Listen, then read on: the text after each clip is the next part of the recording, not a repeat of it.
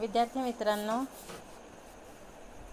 आज आपण एका नवीन मुद्द्याकडे वळणार आहोत आणि तो मुद्दा आहे इलेक्ट्रॉनिक खरेदी किंवा इलेक्ट्रॉनिक पैसा.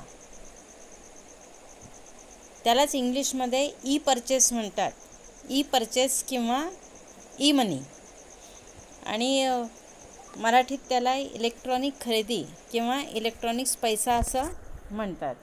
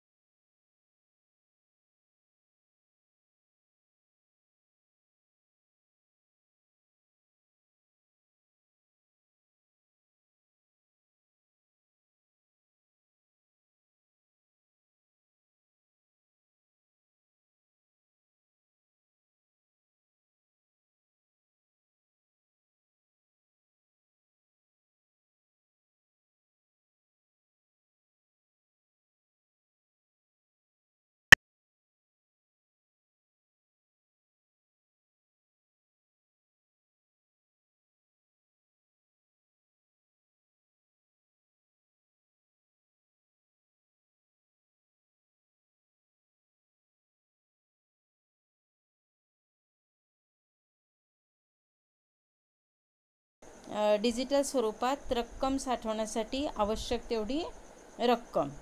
तर अशा रीतीने या 3 गोष्टींची गरज ही ई खरेदीसाठी आवश्यक असते. कॉम्प्युटर पाहिजे, त्याचप्रमाणे इंटरनेट पाहिजे आणि तेवढी रक्कम आपल्या खात्यामध्ये असली पाहिजे.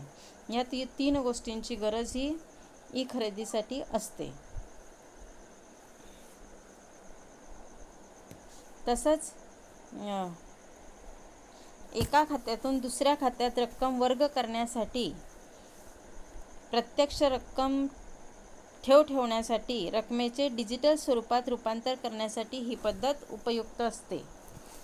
देशातील खरेदीसाठी ही पद्धत सोयीची असून ग्राहकांना प्रत्यक्ष रोख रक्कम न हाताळता डिजिटल पद्धतीने साठवलेल्या रकमेतून विविध वस्तू आणि सेवांची खरेदी करता येते. त्यासाठी ग्राहकांना रोख पैशाची गरज नसते.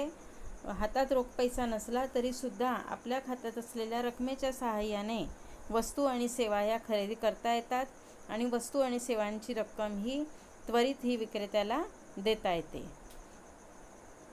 तर ई मनी पद्धतीचा वापर करण्याचे 2 प्रकार आहेत. एक प्रत्यक्ष पद्धत आणि दुसरी अप्रत्यक्ष पद्धत. तर प्रत्यक्ष पद्धत यामध्ये वस्तू अगर सेवांच्या विक्रेत्याच्या खात्यात खरेदीदाराच्या खात्यातून साठवलेली डिजिटल रकमेतून प्रत्यक्षात रक्कम वजा केली जाते. यात कोणत्याही मध्यस्थ संस्थेचा सहभाग नसतो.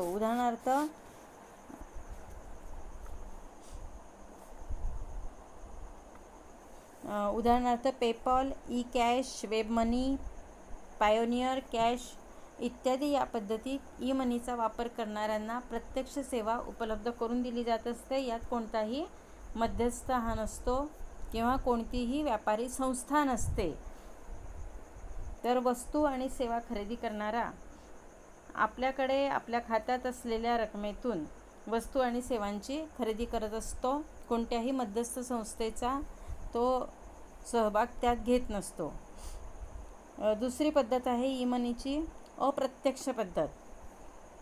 तर या पद्धतीमध्ये रकमेचे डिजिटल स्वरूपात रूपांतर करण्यासाठी त्रयस्थ संस्थांच्या मदतीने रक्कम देण्याचे कार्य केले जाते. म्हणजे इथे एखाद्या संस्थेच्या सहाय्यानं हे कार्य केले जात असते. तर ई मनी पद्धतीत मोबाईल फोनद्वारे रक्कम वजा केली जाते. तर अनेक देशांमध्ये ही पद्धत वापरली जात असते.